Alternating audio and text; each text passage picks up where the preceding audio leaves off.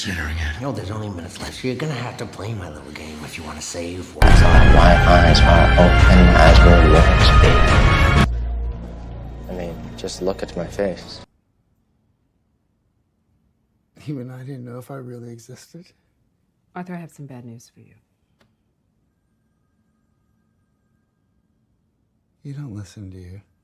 Okay, I think I might understand that you did this to start a movement, to become a symbol. Come on, Murray. Do I look like the kind of clown that could start a movement? It's time to have some fun. Dig me up! Dig me up! Where's Bruce? Well, No. They couldn't carry a tune to save their lives. You don't know the first thing about me, pal. Look what happened because of what you did, what it led to. There were riots out there. 2 policemen are in critical condition. You're laughing. You're laughing. Someone was killed today because of what you did. I know. How about another joke, Murray? As an engineer, you expect systems to fail, so you build in redundancies. And I am a very good engineer. now, say my name. Xanthos the King Jeremiah. You're goddamn right. Precious little, for the man has no dialogue, and all we have to go on is his equipment and location. Xanthos means yellow, or gold. It's a word of Greek origin, I believe, and it can also be used to refer to races with blonde hair and a fair complexion. In other words, his name is Yellow King Jeremiah, or if you prefer, Golden King Jeremiah. You may recall that the nickname given to the murderer being pursued was the Yellow King. There are also several references made to the work of Robert W. Chambers, in the form of a journal that mentions black falling stars as Carcosa. Hastur is definitely one of the most interesting characters to appear in a Cthulhu mythos that wasn't created by Lovecraft, and the hatred between Hastur and Cthulhu definitely creates an interesting dynamic. So what do you think Hastur and his cult have planned? If you did happen to watch True Detective, and you didn't get any of the references, does knowing about them now make the show seem any more scary or eerie? The other pieces mention that they are tattooed, so we can gather from this that Jeremiah has likely been there for some time, and he was exiled to the Painted World. But why? Well, let's have a look at his weapons first. He uses a notched whip, which is claimed to be only slightly effective against armor and scales, but formidable against flesh. Or is this something unique to Jeremiah himself? And why does it bother to specifically mention scales? The whip is Jeremiah's weakest attack, for he is a master of pyromancy, Chaos Storm, Great Chaos Fireball, and Chaos Fire Whip. How many other characters do we see with such expert control on the deadly chaos arts? Now I see the funny side. Now I'm always smiling. Introduce a little anarchy. Upset the established order, and everything becomes chaos. What do you want, Jeremiah? There, Jeremiah here. I feel something new crawling from the primordial ooze that was me. Something beautiful. How long have you been pretending to be brain dead? How long have you been pretending? That's a joke, I know you're... Close it open. Now, find your monster and turn the key. See, their morals, their code. It's a bad joke. Dropped at the first sign of trouble.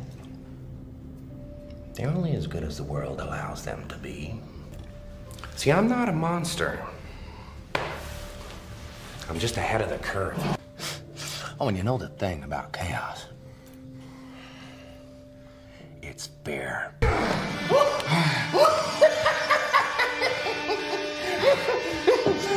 have nothing to threaten me with. Nothing to do with all your strength. Now I see the funny side. Now I'm always smiling.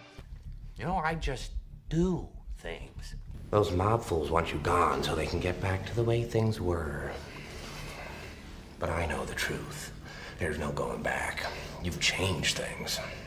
Forever. Tonight you're gonna break your one rule. You know, schemers.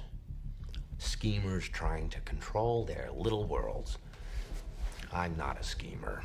I try to show the schemers how pathetic their attempts to control things really are. Played Dark Souls 1, or haven't played online at all, is that he's a red phantom that will invade you in the painted world of Ariamis.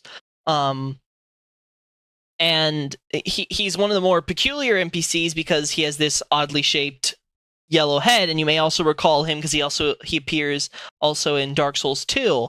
And the idea would be that he's this character who, despite his weird name, he's not from a country called Xanthos. That's just a really, really fancy word for yellow. And you wonder why we needed a fancy word for yellow, but here we are. And then this King of Yellow basically invades you. He uses chaos pyromancies, and then that's it. You don't see him or get anything about him again otherwise. Us is a twisty, turny nightmare that advertised itself as a home invasion movie featuring some dastardly doppelgangers. Where will that get us? Judging by the dark omen of Jeremiah 11:11, nowhere good.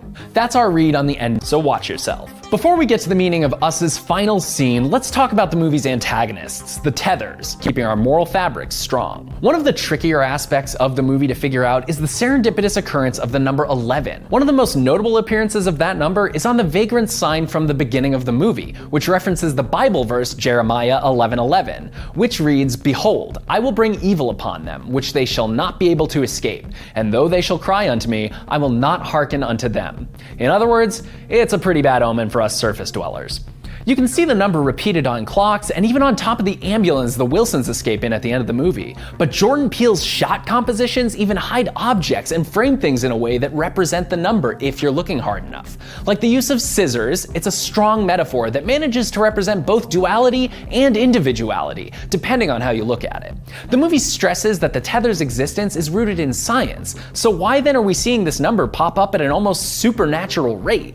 Us makes the case that by forgetting about those in a worse off position than ourselves, we become the monsters. There's also a certain number sequence that's been coded into the film.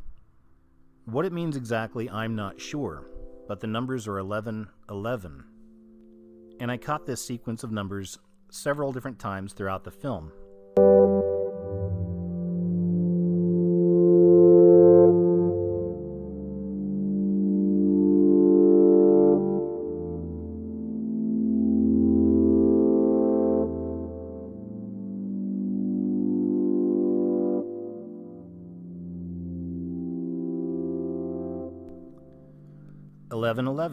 So what does it mean?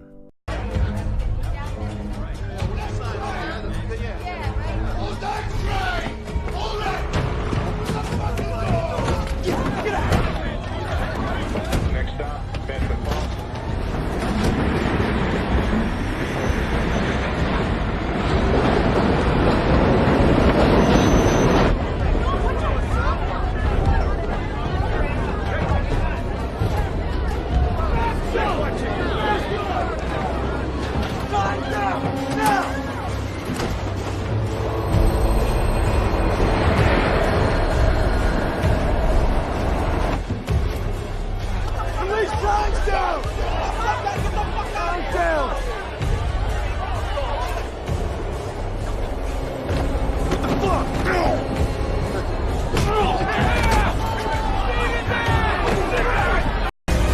What do you get when you cross a mentally ill loner with a society that abandons him and treats him like trash? Call the police, I'll Steve. tell you what you get. Call the police. You get what you fucking deserve.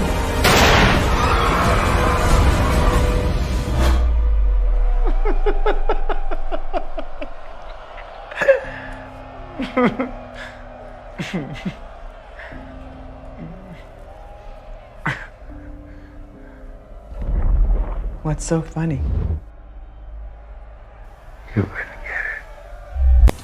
Do you know how it feels to have the only thing you love, ripped away from you? She just kept pushing. She gave up on me. Poisoned by your stories. You turned everyone I ever loved against me. My own flesh and blood! No. Here, Jer Bear, actually, where is our Leviathan?